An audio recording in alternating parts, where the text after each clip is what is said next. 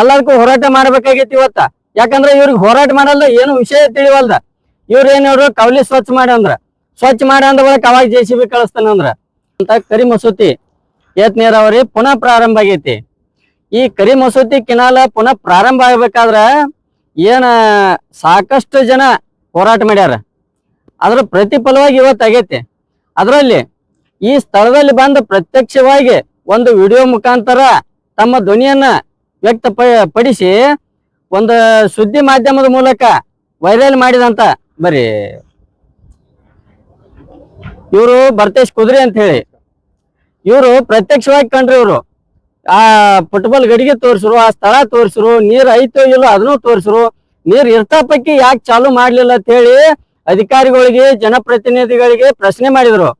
ಈ ಪ್ರಶ್ನೆಯ ಫಲವಾಗಿ ಇವತ್ತ ಅತನಿ ಸುದ್ದಿ ಅಂತ ಅತನಿ ಸುದ್ದಿ ಮಾಧ್ಯಮ ಅಂತ ಹೇಳಿ ಒಂದು ಸುದ್ದಿ ಮಾಧ್ಯಮ ಏನ್ ಮಾಡ್ತು, ಅದನ್ನ ಮೊಟ್ಟ ಮೊದಲಿಗೆ ಬಿತ್ತರಿಸ್ತು. ಅದರ ಪ್ರತಿಫಲವಾಗಿ ಅದನ್ನ ಇಟ್ಕೊಂಡು ಸಾಕಷ್ಟು ಜನ ಸೋಷಿಯಲ್ ಮೀಡಿಯಾದಾಗ ವೈರಲ್ ಮಾಡ್ರಿ. ನಿಮಗೂ ಕೂಡ ಅನಂತ ಧನ್ಯವಾದಗಳು.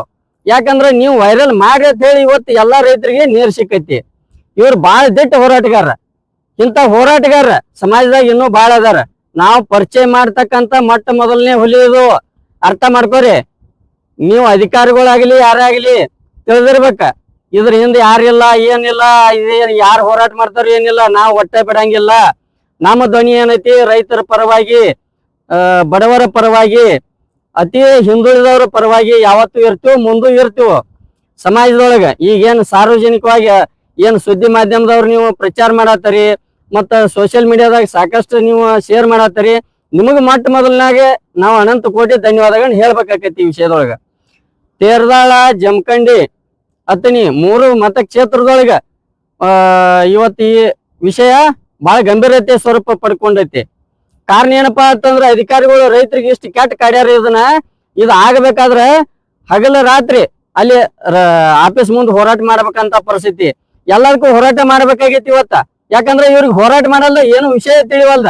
ಇವ್ರ ಏನ್ ಹೇಳ್ರು, ಕವಲಿ ಸ್ವಚ್ಛ ಮಾಡಿ ಅಂದ್ರ ಬಳಕ ಅವಾಗ JCB ಕಳಿಸ್ತಾನಂದ್ರ ಹೋರಾಟ ನೀರ್ ಚಾಲು ಮಾಡತ್ ಹೇಳಿ ಹೇಳಿದ್ರೊಳಕ ಅವಾಗ ಮಾತ್ರ ನೀರ್ ಚಾಲು ಮಾಡ್ತಾರ.